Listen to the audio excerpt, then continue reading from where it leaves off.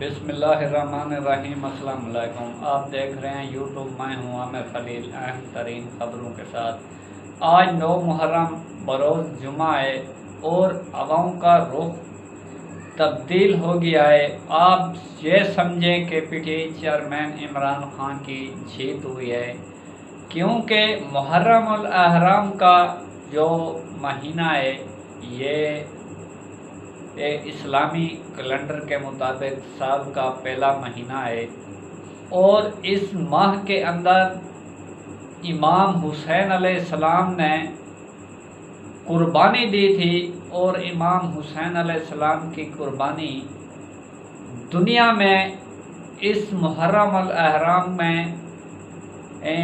عقیدت اور احترام کے ساتھ منائی جاتی ہے، کیونکہ ویسے تو ہر وقت یہ قربانی کو یاد رکھنا چاہیے،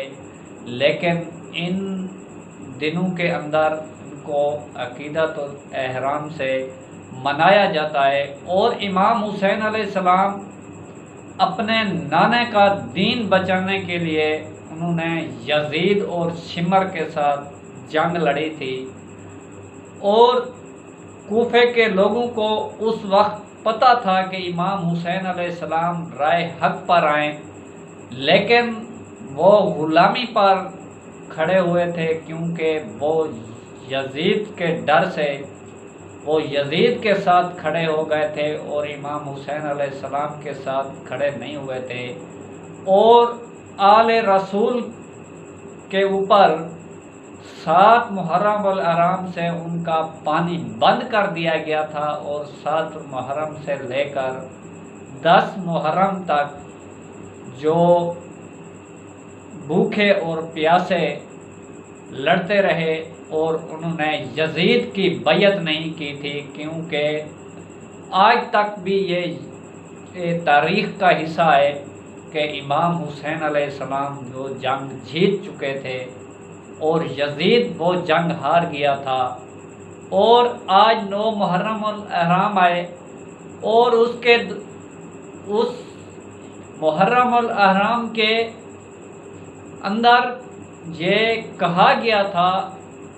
کہ یزید ہر دور میں پیدا ہوگا، وہ ہر دور میں ظلم کرے گا، اور ظلم کا دستور آج بھی قائم ہے۔ جیسے ناظرین آپ دیکھتے آ رہے ہیں، کل 8 محرم تھا، 8 محرم کو انہوں نے پی ٹی آئی کی جو ایڈیشنل سیکرٹری خواتین تھی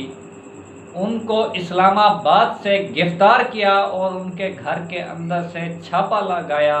اور اسلام آباد پولیس نے ان کو گرفتار کر لیا تھا، ایک خواتین کو۔ ان کو محرم الاحرام کا بھی لحاظ نہیں آیا، یہ اپنا توازن اس وقت تک کھو بیٹھے ہیں، کیونکہ اس امپورٹنٹ حکومت کے اپنے ہاتھ سے اقتدار جاتا دیکھ کر یہ ظلم کی داستان بڑھانے پر چلے ہوئے ہیں، اور لوگوں کے گھروں کی چادر اور چار دیواری کا تقدس پامال کرنا انہوں نے اپنی روایات بنا لی ہے۔ جیسے پی ٹی آئی کی سینیٹر ڈاکٹر زرکا کے کلینک کو سیل کیا گیا، تو اس کے اندر ایک ٹاک شو کے اندر جو وسیم بدامی کے پروگرام میں رانا ثناء اللہ اور ڈاکٹر زرکا صاحبہ موجود تھی، تو اس وقت رانا ثناء اللہ کے الفاظ یہ تھے ناظرین کہ انہوں نے کہا تھا کہ میں نے آپ کے لیڈر کو کہا تھا کہ یا آپ کا وجود رہے گا یا ہمارا وجود رہے گا، کیونکہ ہم نے تو اتنا ظلم کرنا ہے، ہم نے نہیں دیکھنا انسانیت کو، نہیں دیکھنا کسی کو، کیونکہ ہم تو یزید کی بیعت ہو کر بیٹھے ہوئے ہیں، اور ہم نے ظلم کرنا ہے عورتوں پر، ہم نے کسی انسانی حقوق کو نہیں دیکھنا، ہم نے نہ مرد کو دیکھنا ہے نہ ہم نے عورت کو دیکھنا ہے، ہم نے ظلم کرنا ہے، اور ظلم کا بازار ہم نے گرم کر کے رکھ دینا ہے، کیونکہ ہم نے اپنے مفادات کی خاطر قوم کے مفادات کو نہیں دیکھا۔ کل 1 گھنٹے کے اندر قومی اسمبلی سے 29 بل پاس کیے گئے ذاتی مفاد کی خاطر، لیکن ان کو یہ نظر نہیں آیا کہ غریب عوام کے اوپر बिजली के बिल का यूनिट 50 रुपए पर चला गया है, लेकिन उनकी उस चीज़ की परवाह नहीं हुई। चीनी की कीमत 160 रुपए चली गई, उनकी परवाह नहीं। आज तमाम चीनी माफिया हुकूमत के अंदर बैठा हुआ है, लेकिन किसी की इतनी जुर्रत नहीं कि आपने ये तो बिल पास कर लिए, लेकिन ये बिल पास क्यों नहीं किया, आवाम के ऊपर महंगाई को क्यों कम नहीं किया गया, और आवाम को गुर्बत की दलदल में धकेल कर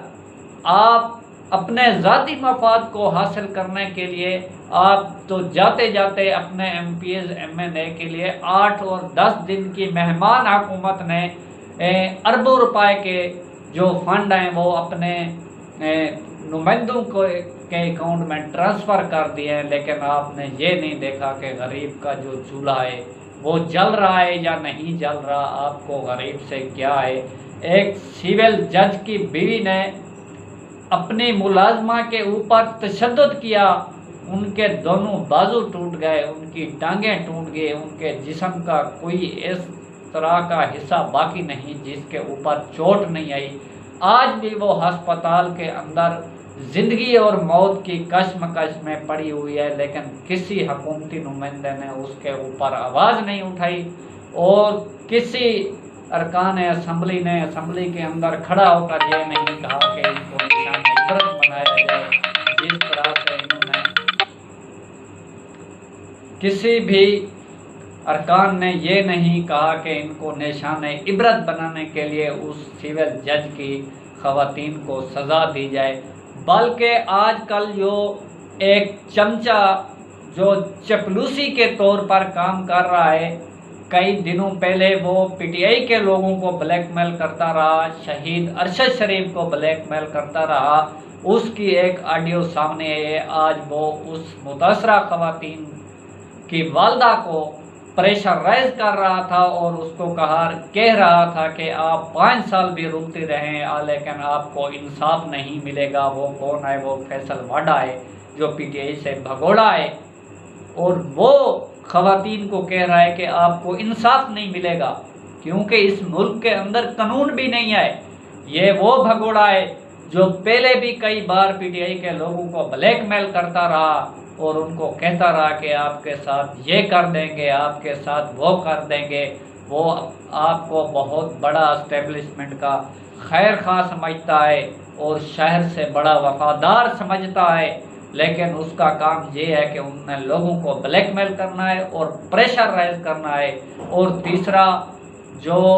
तारिक बशीर चीमा है, उसका जो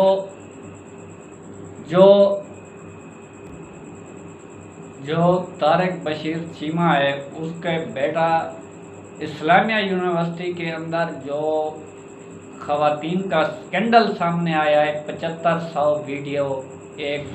तलबा ख़वातीन की बनाई गई है, उसके अंदर मुलव्वस है, लेकिन किसी हुकूमती नुमाइंदे ने आज तक उसके ऊपर आवाज़ नहीं उठाई। क्यों आवाज़ नहीं उठाई? एक ख़वातीन घर के अंदर भी महफूज नहीं है। अगर वो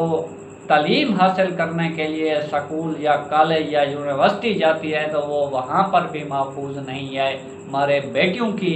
और हमारे बहनों की इज्जतें इस तरह से उछाली जा रही हैं, और वो क्या कहता है मीडिया पर बैठकर, इकरारुल हसन को कहता है कि आपको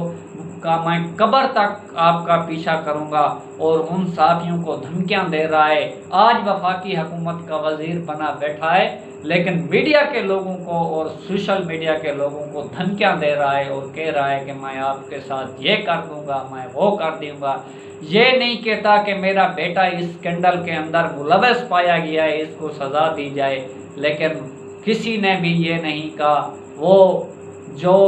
आज तक फौज के ऊपर इल्ज़ाम लगाता चला आ रहा है, ख्वाजा आसिफ बदबूदार चेहरा है, आज वो भी असम्बली के अंदर उसने आर्मी एक्ट तरमीम के लिए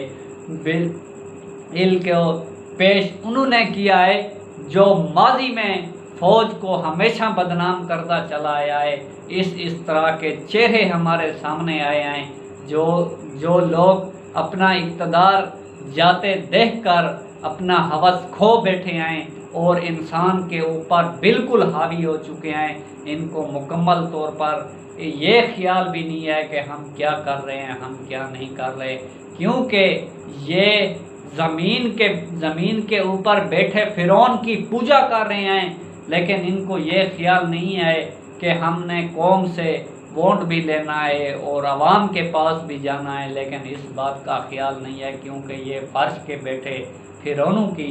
پوجا کر رہے ہیں۔ ان کو پتہ ہے کہ وہ فرعون ہمیں اقتدار میں بٹھائیں گے، اور P T I chairman Imran Khan کو اس بات کا علم ہے کہ قوم میرے ساتھ کھڑی ہوئی ہے اور مجھے تو ووٹ قوم نے دینا ہے، اور ان کی تمام امیدیں اللہ کی ذات پر ہیں، لیکن ان کی جو امیدیں ہیں وہ فرش کے بیٹھے فرعونوں کے اوپر ہے، اور یہ فرعونوں کی گود میں بیٹھ کر آج بھی عوام کے اوپر حملہ آور ہوئے، اور کل بھی یہ حملہ آور ہونا چاہتے ہیں۔ ان کی نسلیں دیکھیں، جو یہ اپنی نسلوں کو ہمارے اوپر مسلط کرنے جا رہے ہیں۔ نواز شریف کی بیٹی مریم نواز، حمزہ شہباز کا بیٹا شہباز شریف کا بیٹا حمزہ شہباز، اور خواجہ آصف کی بھتیجی، اور رانا ثناء اللہ کا بھتیجا، اور اس طرح سے جتنے بھی سیاست دان ہیں، سب کے کسی کا بیٹا سیاست میں ہے، کسی کی بیٹی سیاست میں ہے، کسی کا بھتیجا سیاست میں ہے، کسی کا بھانجا سیاست میں ہے، اور کسی کا جو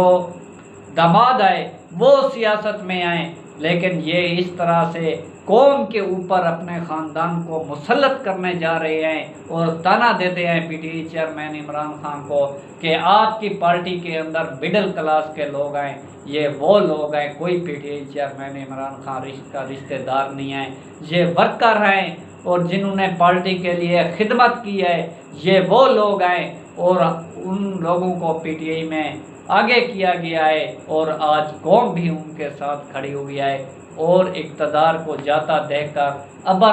عرب امارات کے طرف شہباز شریف چلا گیا ہے، اور اب عرب امارات سے اپنی مدد کی پکار کے لیے بھاگ دوڑ کر لائے، کسی طرح ہمیں اگلے اقتدار کے اندر بٹھایا جائے، اور ہم نے تو ہمیشہ آپ کی غلامی کی ہے، ہم نے ہمیشہ آپ کے بوٹ پالش کیے ہیں، جیسے آج نواز شریف اپنے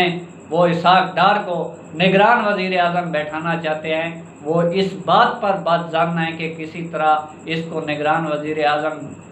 بٹھایا جائے، اور اس کے نگران وزیر اعظم بیٹھنے کے بعد میں وطن واپس آؤں گا۔ آپ جب بھی وطن واپس آؤ گے آپ کا جیل انتظار کر رہی ہے۔ ناظرین، آج کی اپڈیٹ یہاں تک تھی۔ اگر ہماری ویڈیو آپ کو اچھی لگے تو ہماری ویڈیو کو لائک اور شیئر کریں، ساتھ ہمارے یوٹیوب چینل کو سبسکرائب کریں، اور ہمارے آنے والی ویڈیو کا انتظار کریں۔ اللہ آپ کا حامی اور ناصر۔